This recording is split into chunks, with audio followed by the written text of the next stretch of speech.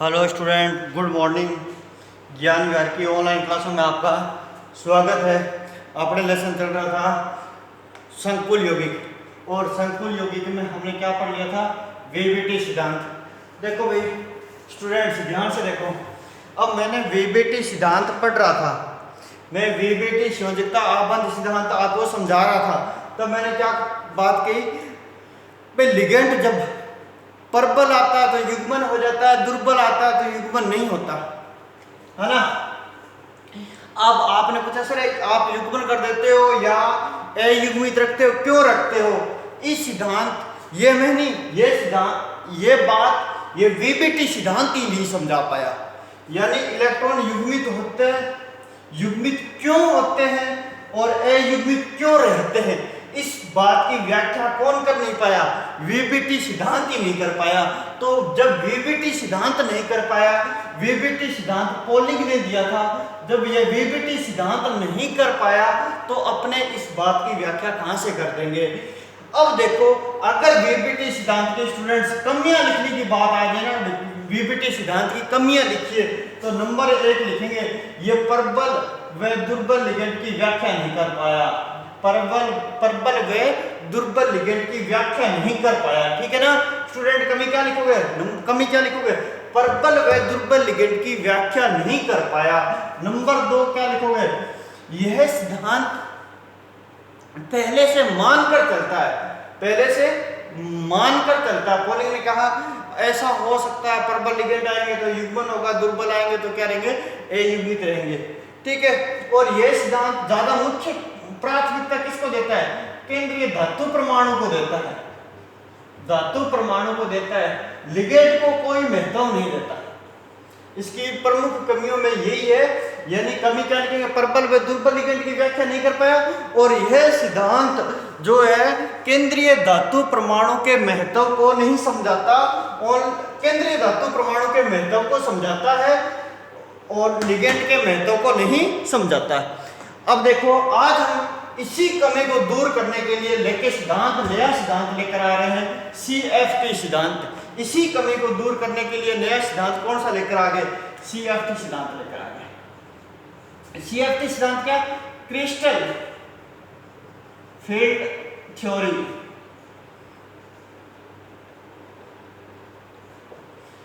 हिंदी में क्या बोलेंगे? क्रिस्टल क्षेत्र सिद्धांत।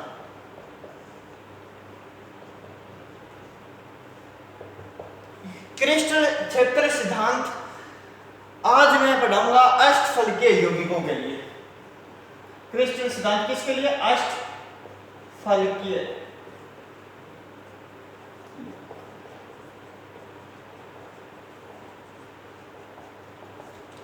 अब वीबीटी सिद्धांत की कमी को दूर करेंगे। वीबीटी सिद्धांत की कमी क्या रह गई थी? वो लिगेंड की व्याख्या नहीं कर पाया। भाई दुर्बल लिगेंड आते हैं तो युग्मन क्यों नहीं होता, प्रबल लिगेंड आ जाते हैं तो इलेक्ट्रॉनों का युग्मन हो जाता है, ऐसा क्यों होता है? इसकी व्याख्या करने के लिए कौन सा सिद्धांत आया? CFT सिद्धांत आया। और यह अष्टफलकीय यौगिकों के लिए। अष्टफलकीय यौगिक देखो कौन से होते हैं स्टूडेंट? जिनमें लिगेंड की संख्या कितनी होती है? 6 होती है। लिगेंड की संख्या 6 होती है, वो उनकी ज्यामिति कैसी बनती है? अष्टफलकीय बनती है। ये देखो, ये लिगेंड संख्या में कितने हैं स्टूडेंट? 6 है। कितने हैं? 6 है। 1 2 3 4 5 6। जैसे मैं एग्जांपल लिखता हूं आपको स्टूडेंट, क्रोमियम H2O, ये लिगेंड संख्या में कितने? 6 है।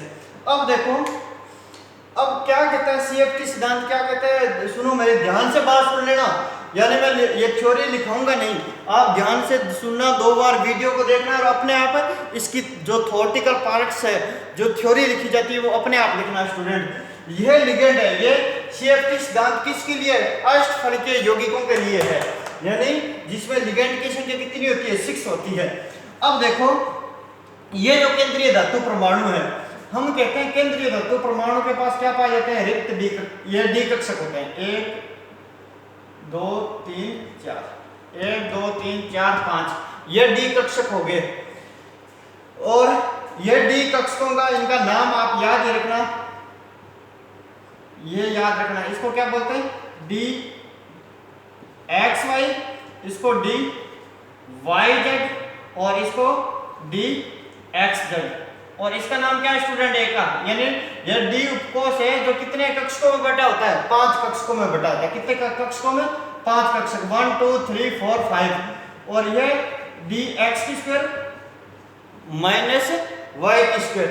और ये पांचवा डी कक्षक है डी जेड स्क्वायर। ये 5 डी कक्षक है। अब देखो पांचों डी में आप मान लो डी में क्या है, D3 विन्यास है, यानी डी में 3 इलेक्ट्रॉन है। तो पहले पांचों में हुंड के नियम के अनुसार क्या भरे जाते हैं, ए युग्मित इलेक्ट्रॉन भरे जाते हैं, 1 2 3। आप कहीं से भर देना, आपको यानी यहां से मत भरो, यहां से भर दो 1 2 3, ये 2 छोड़ दो, यानी 3 इलेक्ट्रॉन यहां इस इन कक्षकों में नहीं भर के इनके में भर दिया तो आपका गलत नहीं होगा। क्यों नहीं होगा, क्योंकि पांचों की ऊर्जा क्या होती है, समान होती है। इसलिए इन्हें क्या बोलता हूं मैं, समभरस। पांचों डी कक्षकों की ऊर्जा समान होती है। जिन पांचों डी कक्षकों की ऊर्जा क्या होती है, समान, इसलिए इन्हें क्या बोलते हैं, समभरस कक्षक कहा जाता है, समभरस कक्षक कहा जाता है। अब मेरे स्टूडेंट ध्यान से सुनो, ये जो शुरू के 3 ये है अपने कक्षक, ये 3 वाले शुरू, ये D X Y, D Y Z और डी एक्स जेड, यह क्या होते हैं जो अपने क्या बनाते हैं, कक्षकों की आकृति बढ़ाते हैं। आपने पी कक्ष की आकृति बनाई होगी ऐसे, ये देखो ऐसे डंबलाकार बनाते हो, एस की गोलाकार बनाते हो। तो ये जो ये 3 है, ये अक्षों के मध्य स्थित होते हैं। किनके मध्य स्थित होते हैं, अक्षों के मध्य स्थित होते हैं। ये 3 कक्षक किनके मध्य होते हैं, अक्षों के मध्य। और ये स्टूडेंट ये जो 2 कक्षक है ना, ये अक्षों पर स्थित होते हैं। किस पर स्थित होते हैं, अक्षों पर। यह तो बातें हुई सामान्य, अक्षों पर स्थित होते हैं, अक्षों पर स्थित होते हैं।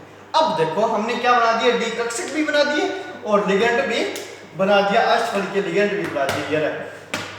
ये लिगेंड रहे, इनको क्या बोलते हैं, समान ऊर्जा के कक्षक होते हैं, इसलिए ये समभरस कक्षक कहलाते हैं। और ये डी उपकोष है, ये 5 कक्षकों में विभाजित होता है। ये इनका आप नाम याद ही रखना। और जो ये 3 कक्षक है वो अक्षों के मध्य, यानी जो अक्षों की पालियां, जैसे ये एक अक्ष हो गया, आपने क्या कह दिया, ये इसको मैं क्या बोल देता हूँ, ये एक अक्ष मान लिया आपने एक्स, ठीक है। ये क्या मान लिया वाई, और ये अक्ष क्या हो जाएगा स्टूडेंट, जेड हो जाएगा। तो इन एक लिगेंड इस अक्ष पर इस दिशा से आ रहा है तो दूसरा इसकी विपरीत दिशा से केंद्रीय धातु परमाणु की ओर, एक इधर से आ रहा है तो एक इससे, एक ऊपर से एक नीचे से। इस प्रकार 6 लिगेंड केंद्रीय धातु परमाणु की ओर आते हैं। और इन अक्षों के मध्य जो स्थित होते हैं वो कौन से कक्षक होते हैं, ये वाले। और अक्षों पर कौन से स्थित है, ये अंत 2 वाले। अब देखो स्टूडेंट, हम जानते हैं जैसे कि जब इस केंद्रीय धातु परमाणु के कक्षकों में भी इलेक्ट्रॉन पाए जाते हैं। लिगेंड अपने पास इलेक्ट्रॉनों की अधिकता वैसे ही रखता है। लिगेंड की विशेषता क्या है, इनके पास इलेक्ट्रॉनों की अधिकता होती है। जो केंद्रीय धातु परमाणु के डी या पी या एस कक्षकों में क्या करता है, इलेक्ट्रॉन दान करके उपसहसंयोजक बंध बनाता है। क्या बनाता है, उपसहसंयोजक बंध बनाता है स्टूडेंट। अब आपको सामान्य सी बातें ध्यान है भाई, जब हम इलेक्ट्रॉन क्या करता है, केंद्रीय धातु परमाणु की ओर आता है, सॉरी लिगेंड केंद्रीय धातु परमाणु की ओर आता है, तो केंद्रीय धातु परमाणु के इलेक्ट्रॉन और लिगेंड के इलेक्ट्रॉन में क्या देखने को मिलता है स्टूडेंट, प्रतिकर्षण देखने को मिलता है। यानी इलेक्ट्रॉन में क्या पाया जाता है, प्रतिकर्षण पाया जाता है। इलेक्ट्रॉन समान आवेश एक दूसरे को क्या करते हैं, प्रतिकर्षित करते हैं। अब देखो लिगेंड, स्टूडेंट देखो लिगेंड इधर की ओर आ रहा है, लिगेंड केंद्रीय धातु परमाणु की ओर आ रहा है, तो इनमें प्रतिकर्षण होगा। प्रतिकर्षण के दौरान यानी लिगेंड के इलेक्ट्रॉन और केंद्रीय धातु परमाणु के इलेक्ट्रॉन में प्रतिकर्षण के दौरान इन जो समभरस कक्षकों की ऊर्जा क्या हो जाती है, प्रभावित हो जाती है। इनकी ऊर्जा क्या हो जाती है, प्रभावित हो जाती है। इस कारण यह ऊर्जा प्रतिकर्षण प्रभाव के कारण इन कक्षकों की ऊर्जा क्या हो जाती है, बढ़ जाती है। यह ऊर्जा का तल था, पहले कौन सा तल था, यह वाला तल था। सपोज करो यह तल था, अब ऊर्जा तल कहां हो गया, यहां पर हो गया। अब देखो ऊर्जा प्रतिकर्षण के कारण ऊर्जा बढ़ गई स्टूडेंट। इलेक्ट्रॉन प्रतिकर्षण के कारण इन डी कक्षों की ऊर्जा क्या होगी, बढ़ गई। 1 2 3 4 और यह एक आपका 5 नंबर, ये डी कक्षक है। ठीक है स्टूडेंट, ये डी कक्षक है।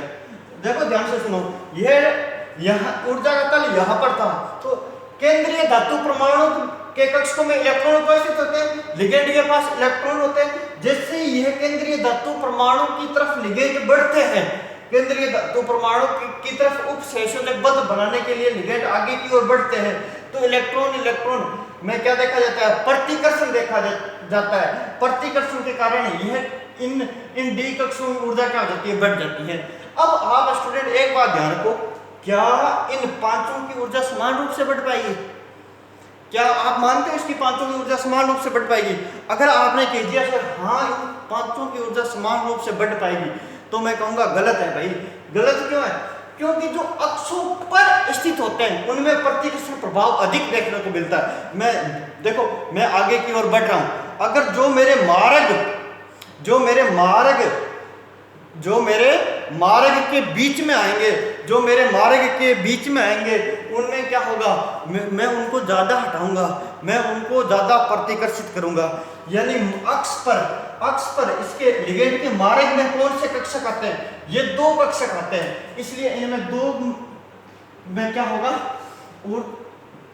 की ऊर्जा अधिक होगी, और इन तीन में प्रतिकर्षण प्रभाव क्या होगा, कम होगा। प्रतिकर्षण तो होगा भाई, देखो प्रतिकर्षण तो अक्षों पर भी होता है और अक्षों के मध्य भी होता है, परंतु जितना प्रतिकर्षण अक्षों पर देखने को मिलता है उतना अक्षों पर नहीं देखने को, अक्षों पर जो प्रतिकर्षण देखने को मिलता है उतना अक्षों के मध्य जो कक्षक है उनको उतना प्रतिकर्षण नहीं झेलना पड़ता। यानी जो इलेक्ट्रॉन इस केंद्रीय धातु परमाणु की ओर बढ़ रहे हैं, लिगेंड इसकी ओर बढ़ रहे हैं, तो इन कक्षकों को क्या करेगा, वो ज्यादा प्रतिकर्षित करेगा। इन कक्षकों को, यानी जो अक्ष पर स्थित है उन कक्षकों के इलेक्ट्रॉनों को वो क्या करेगा, ज्यादा प्रतिकर्षित करेगा। या अक्ष पर स्थित जो कक्षक हैं उन पर क्या होगा, प्रतिकर्षण प्रभाव अधिक लागू होगा, इसलिए इनकी ऊर्जा और ज्यादा बढ़ जाती है। और प्रतिकर्षण प्रभाव तो जो ये अक्षों के मध्य भी है उन पर भी देखने को मिलेगा। अब स्टूडेंट आप सपोज करो ये लिगेंड आ रहा है, ये लिगेंड आ रहा है, मान लो ये एक अक्ष है, ये लिगेंड आ रहा है, ये इस अक्ष पर आ रहा है, तो भाई इसके मार्ग में आएंगे जो, उनको भी ये लिगेंड प्रतिकर्षित करेगा और थोड़ा प्रभाव अपने आसपास भी दर्शाता है ना। भाई ये चुंबक है, ये इधर चुंबक है, इसका ये n ध्रुव है, इधर भी n ध्रुव है, तो देखो आप इसको एक दूसरे के अपने आमने सामने से इनको लाते हो तो प्रतिकर्षण प्रभाव देखने को मिलता है। यदि आप इधर से भी लेकर आते हो तो भी प्रतिकर्षण प्रभाव जो यहाँ पर देखने को मिलता है उसकी अपेक्षा यहाँ पर क्या होगा, थोड़ा दुर्बल होता है। तो प्रतिकर्षण तो जो अक्षों के मध्य स्थित होते हैं उन पर भी लागू होता है, परंतु थोड़ा क्या होगा, कम होगा। अब देखो इस इलेक्ट्रॉन प्रतिकर्षण के कारण ये जो डी कक्षक है ये 2 भागों में बंट जाते हैं। जो पालियों के मध्य स्थित होते हैं वो नीचे की ओर, और 2 जो पालियों के जो अक्ष पर स्थित होते हैं वो ऊपर की ओर। तो ये कक्षक कौन से, इन कक्षकों का नाम क्या, डी एक्स की स्क्वायर वाई की स्क्वायर स्टूडेंट, और ये क्या, डी जेड, और ये क्या है, D X Y, D Y Z और डी एक्स। अब देखो प्रतिकर्षण के कारण लिगेंड कितने कक्षक, ये 5 कक्षक कितने ऊर्जा तलों में विभाजित हो गए, 2 ऊर्जा तलों में विभाजित हो गए। तो यानी यह डी कक्षकों का क्या हो गया, विभाजन हो गया। तो इसको बोलता हूं T2G कक्षक, इन तीनों को क्या बोलता हूं, T2G कक्षक, और इनको क्या बोलता हूं मैं, EG कक्षक बोलता हूं। इनकी जो ऊर्जा का अंतर होता है, इन दोनों के मध्य जो ऊर्जा अंतर होता है वो क्या, किससे दर्शाते हैं, डेल नोट से दर्शाया जाता है, और इसको बोलते हैं क्रिस्टल विपाटन ऊर्जा। क्या कहा जाता है, T2G व EG कक्षकों के मध्य की ऊर्जा क्या कहती है, क्रिस्टल विपाटन ऊर्जा कहलाती है। और डी कक्षकों का 2 भागों में विभाजित होना, किन विभागों, 2 डी कक्षकों का 2 विभागों में या दो कक्षकों में विभाजित होना क्या कहलाता है? क्रिस्टल विपाटन क्षेत्र कहलाता है। क्रिस्टल विपाटन क्षेत्र। ठीक है स्टूडेंट, ये क्रिस्टल। तो स्टूडेंट, क्रिस्टल विपाटन ऊर्जा किसे कहते हैं? T2G व EG कक्षकों के मध्य जो ऊर्जा अंतर पाया जाता है वो क्रिस्टल विपाटन ऊर्जा कहलाता है। इसे डेल नोट से दर्शाया जाता है। क्रिस्टल विपाटन क्षेत्र किसे कहते हैं? यानी जब केंद्रीय धातु परमाणु की ओर लिगैंड उप सहसंयोजक बंध बनाने के लिए बढ़ता है तो उस दौरान इलेक्ट्रॉन प्रतिकर्षण के दौरान क्या होता है? ये डी कक्षक दो भागों में विभाजित हो जाते हैं और जो अक्षों पर स्थित होते हैं उनमें प्रतिकर्षण प्रभाव अधिक होता है, वो इसलिए वो उच्च ऊर्जा क्षेत्र में चले जाते हैं। और जो क्या होते हैं जिनमें प्रतिकर्षण प्रभाव कम होता है, जो अक्षों के मध्य स्थित होते हैं उनमें प्रतिकर्षण प्रभाव कम लागू होता है। अब देखो प्रतिकर्षण होगा तो सही, ऊर्जा का ये कण था, अब देखो ऊर्जा इतनी बढ़ गई। ठीक है स्टूडेंट, अब यह बात होगी अपनी डी कक्षकों का क्या कर दिया? विपाटन कर दिया। अब स्टूडेंट सुनो, आप कह रहे थे लिगेंड, आप कह रहे थे लिगेंड। अब एक लिगेंड आपने एग्जांपल लिया था साइनो या अमोनिया। किसका एग्जांपल लिया था? साइनो और अमोनिया का। साइनो और अमोनिया जब इस केंद्रीय धातु परमाणु के पास आते हैं तो क्या करते हैं? जो यह डी कक्षक है ना, ये EG और ये T2G,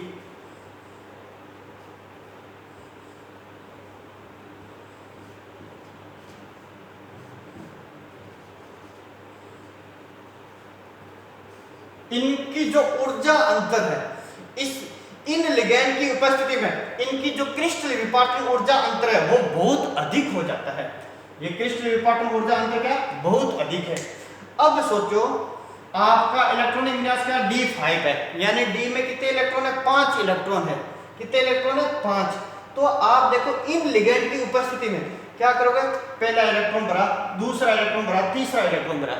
अब देखो चौथा इलेक्ट्रॉन किस कक्षक में भरा जाएगा? इसमें भरा जाएगा। इसमें भरने के लिए मान लो उसको कितनी ऊर्जा, यानी इलेक्ट्रॉन को कितना इन्वेस्टमेंट करना पड़ेगा, कितनी ऊर्जा खर्च करनी पड़ेगी? 100, सपोज मान लिया 100। और इस कक्षक में युग्मित होने के लिए उसे एनर्जी कितनी खर्च करनी पड़ेगी? 40। तो इलेक्ट्रॉन को युग्मित होने के लिए आवश्यक ऊर्जा क्या कहलाती है? युग्मन ऊर्जा कहलाती है। युग्मन। तो स्टूडेंट युग्मन ऊर्जा का मान कितना है? 40। मैंने मान लिया 40। और युग्मन ऊर्जा को किससे दर्शाते हैं? पाई से दर्शाते हैं। ठीक है स्टूडेंट, अब युग्मित होने के लिए तो इलेक्ट्रॉन को 40 रुपए खर्च करने पड़ेंगे और ऊपर के कक्षकों में जाने के लिए उसे इलेक्ट्रॉनों को 100 रुपए खर्च करने पड़ेंगे। तो इलेक्ट्रॉन कहाँ जाएगा? इलेक्ट्रॉन एक बिजनेसमैन है, तो जहां पर प्रॉफिट अधिक दिखाई देगा वहां पर जाएगा। तो क्या करेगा? युग्मन ऊर्जा का मान क्या है? कम है, इसलिए इलेक्ट्रॉन क्या हो जाएंगे? युग्मित हो जाएंगे। देखो स्टूडेंट, एक पहले से था यानी 3, 4 और ये हो गया 5। इस प्रकार से इलेक्ट्रॉन युग्मित हो जाते हैं। तो सर प्रबल लिगेंड की उपस्थिति में इलेक्ट्रॉन युग्मित क्यों होते हैं? यह बात कौन नहीं समझा पाया था? VBT सिद्धांत नहीं समझा पाया था, इसलिए CFT सिद्धांत आया। और CFT सिद्धांत ने क्या कह दिया? क्रिस्टल विपाटन ऊर्जा का मान अधिक होता है। किस ऊर्जा की तुलना में? युग्मन ऊर्जा की तुलना में। क्रिस्टल विपाटन ऊर्जा का मान क्या होता है? अधिक होता है युग्मन ऊर्जा की तुलना में। इसलिए ना इलेक्ट्रॉन क्या हो जाते हैं? EG कक्षक में नहीं जाते हैं, क्या हो जाते हैं? T2G कक्षकों में युग्मित हो जाते हैं। अब स्टूडेंट एक एग्जांपल आपने ये लिया होगा, एक्वा या क्या था? क्लोराइड था। जब ये लिगेंड केंद्रीय धातु परमाणु के पास आते हैं तो विपाटन तो होगा, डी कक्षक दो ऊर्जा तलों में विभाजित हो जाते हैं। जैसे लिगेंड केंद्रीय धातु परमाणु के पास आते हैं ना, तो जो डी कक्षक, पांचों डी कक्षक दो ऊर्जा तलों में विभाजित हो जाते हैं, जिसे क्रिस्टल विपाटन क्षेत्र कहते हैं। और एक EG कक्षक होता है और एक T2G कक्षक होता है, दो ऊर्जा तलों में। और EG कक्षकों की ऊर्जा अधिक होती है, ठीक है ना, और T2G कक्षकों की ऊर्जा कम होती है, क्योंकि इनमें प्रतिकर्षण प्रभाव कम होता है। कम क्यों होता है? क्योंकि ये अक्षों के मध्य स्थित होते हैं। और प्रतिकर्षण किनको अधिक झेलना पड़ता है? जो अक्षों पर स्थित होते हैं। ये अक्षों पर स्थित है, ये मेरे स्टूडेंट ये अक्षों पर स्थित है, तो अक्षों पर प्रतिकर्षण अधिक होगा। अब देखो ये भी लिगेंड का विपाटन तो होगा, कक्षकों का विपाटन तो होगा, परंतु जो विपाटन है ना, यह जो आपकी क्रिस्टल विपाटन ऊर्जा है, ये देखो परबल लिगेंड तो ईजी कक्षक को जो अक्षों पर स्थित है कक्षक उनको उठा के ऊपर फेंकता है, उठा के ऊपर फेंकता है। कितनी दूरी देखो, मैंने कितनी दूरी बढ़ा दी, इनके बीच में मैंने कम दूरी बढ़ाई, क्यों? इन्होंने क्या किया है, प्रतिकर्षण कम किया है। अब वो जो क्रिस्टल विपाटन ऊर्जा का जो अंतर है वो कम होता है, यानी ईजी कक्षक और टीटीजी कक्षक के मध्य ऊर्जा का अंतर क्या पाया जाता है, कम पाया जाता है। अब क्या देखो, विन्यास का D5 है, D5 है, मैं इलेक्ट्रॉन भर रहा हूं। D कक्षकों में कितने इलेक्ट्रॉन है, 5 इलेक्ट्रॉन है, 1 2 3 4 5, ठीक है। इनमें भी कितने 5, 1 2 3 4 5। यदि लिगेंड परबल आता है, लिगेंड परबल आता है, तब तो क्या लिखूंगा मैं, 1 2 3 4 5 इलेक्ट्रॉनों को क्या कर देता हूं, युग्मित। सर युग्मित क्यों किया, क्योंकि भाई इनकी क्रिस्टल विपाटन ऊर्जा का मान क्या है, अधिक है, और युग्मन ऊर्जा का मान क्या है, कम है। यानी इलेक्ट्रॉनों को ऊपर पहुंचने के लिए बहुत ज्यादा ऊर्जा खर्च करनी पड़ती है। इसकी तुलना में ये क्या समझदार है, ये क्या ऊपर जाने की अपेक्षा क्या करेंगे, युग्मित हो जाते हैं। क्यों युग्मित हो जाते हैं, क्योंकि युग्मन ऊर्जा का मान क्या है, कम है, इसलिए इलेक्ट्रॉन युग्मित हो जाते हैं। ये तो मैंने परबल के लिए इलेक्ट्रॉनिक विन्यास लिख लिया। अब देखो मैं दुर्बल के लिए क्या लिखता हूं। दुर्बल के लिए देखो, जो युग्मन ऊर्जा का मान तो अधिक है और क्रिस्टल विपाटन ऊर्जा का मान क्या है, कम है। युग्मन ऊर्जा का मान अधिक है, क्रिस्टल विपाटन। अब देखो सपोज करो इनको ऊपर जाने के लिए तो 40 रुपए खर्च करने पड़ेंगे, और इन यानी 5 इलेक्ट्रॉन देखो 1 2 3 और अब देखो 4, तो युग्मित होने के लिए इन्हें कितने रुपए खर्च करने पड़ेंगे, 100। पाई का मान कितना है, 100, और अपने डेल नोड का मान कितना है, 40। ऊपर जाने के लिए 40 रुपए खर्च करने पड़ेंगे, और इनमें युग्मित होने के लिए 100 रुपए खर्च करने पड़ेंगे। अरे इनको तो युग्मित होने के लिए देखो, युग्मित होने के लिए कम पैसे खर्च करने पड़े, इसलिए युग्मित हो गए। अब ये क्या कहेंगे, इलेक्ट्रॉन बिजनेसमैन कहा था ना, जहां पर प्रॉफिट नजर आएगा वहीं पर जाएंगे। अब ये क्या करेंगे, भाई हम युग्मित होने के लिए तो हमें अधिक ऊर्जा खर्च करनी पड़ती है, यानी युग्मन ऊर्जा का मान अधिक है, इसलिए इलेक्ट्रॉन क्या नहीं करते हैं, ईजी कक्षकों में चले जाते हैं।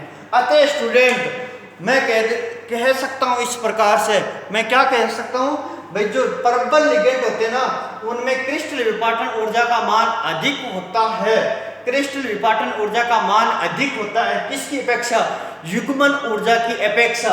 इस युग्मन ऊर्जा की तुलना में क्रिस्टल विपाटन ऊर्जा का मान अधिक होता है, इसलिए इलेक्ट्रॉन क्या करते हैं, युग्मित हो जाते हैं।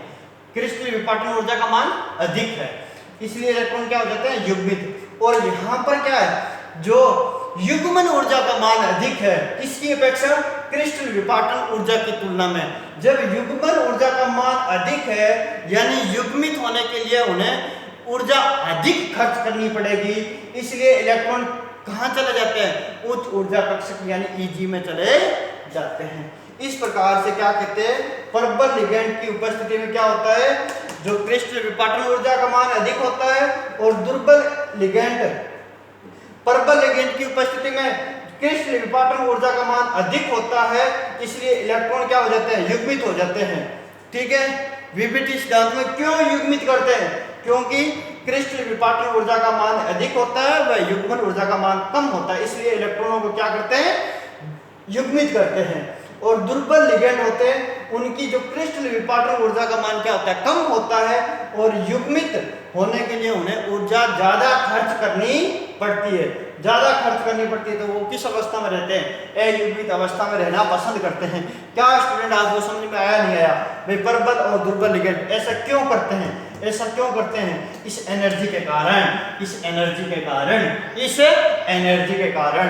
अब आपने कहा चलो सर हमें ना आप परबल और दुर्बल लिगेंड के एग्जाम्पल बता दो, तो मैं आपको परबल और दुर्बल लिगेंड के एग्जाम्पल बता देता हूँ, उसमें से खत्म हो जाती है। जब परबल भाई कौन से लिगेंड आएंगे तब आप इलेक्ट्रॉनों का युग्मन करना, और कौन से लिगेंड आएंगे तब आप इलेक्ट्रॉन अयुग्मित रखना।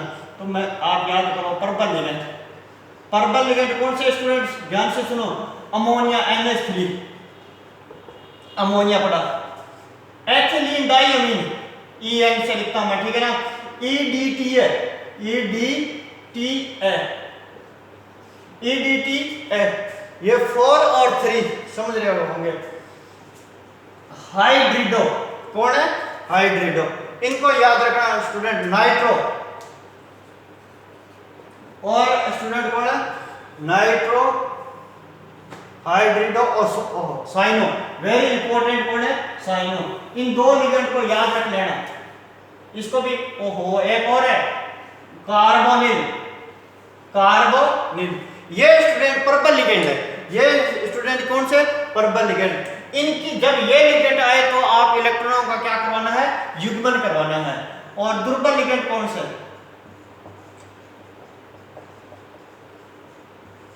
दुर्बल लिगेंड एक्वा, एक्वा।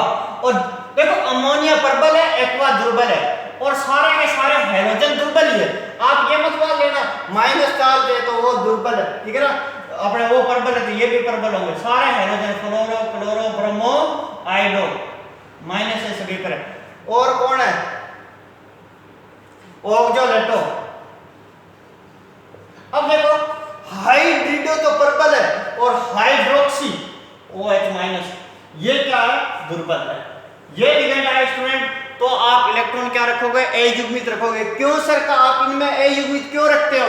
क्योंकि भाई इनको युग्मित होने के लिए ज्यादा एनर्जी खर्च करनी पड़ती है, इसलिए ये किस अवस्था में रहते हैं? अयुग्मित अवस्था में रहते हैं। अब कहते हैं सर प्रबल लिगेंड अपने इलेक्ट्रॉन युग्मित क्यों हो जाते हैं? भाई इन EG कक्षकों में पहुंचने के लिए ना जो ऊर्जा एनर्जी ज्यादा देनी पड़ती है, किसकी अपेक्षा? युग्मन ऊर्जा की अपेक्षा, इसलिए इलेक्ट्रॉन क्या रहते हैं? भाई इससे अच्छा हम क्या युग्मित हो जाएं, युग्मित हो जाएं। स्टूडेंट ये था CFT सिद्धांत, और CFT सिद्धांत किसकी व्याख्या कर देता है? प्रबल और दुर्बल लिगेंड की व्याख्या कर देता है, प्रबल और दुर्बल लिगेंड की व्याख्या कर देता है। तो स्टूडेंट आप यानी क्या बोलता हूं मैं, एक बार थोड़ा सा फर्स्टली बोल देता हूं, यानी जैसे केंद्रीय धातु परमाणु के पास लिगेंड आता है तो क्या होता है? केंद्रीय धातु परमाणु के इलेक्ट्रॉन और लिगेंड के इलेक्ट्रॉनों में क्या देखने को मिलता है? प्रतिकर्षण देखने को मिलता है। इस कारण जो लिगेंड के समभ्रस कक्षक के D कक्षकों का क्या हो जाता है? विपाटन हो जाता है, 2 भागों में विभाजित हो जाते हैं।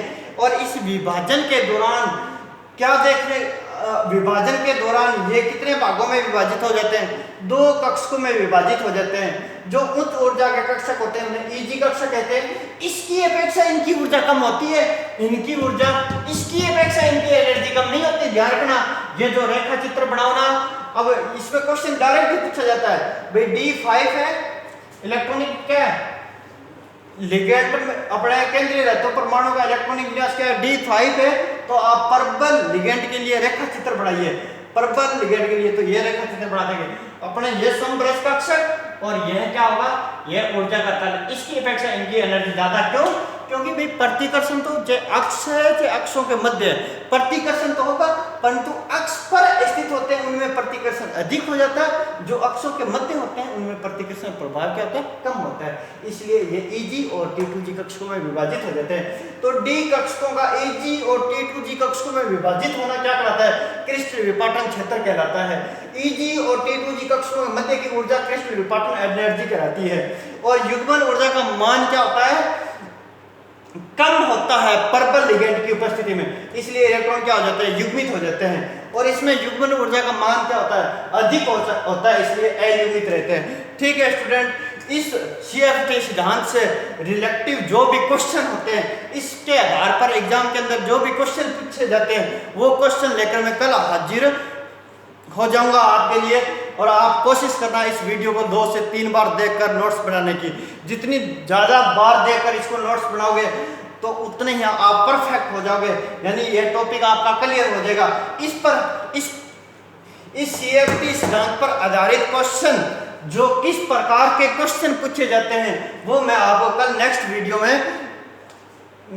वीडियो में आपको समझाऊंगा। कल मिलेंगे स्टूडेंट, ऑल द बेस्ट। देखते रहिए भैया, ऑनलाइन क्लासों का मजा लेते रहिए। ज्ञान विहार की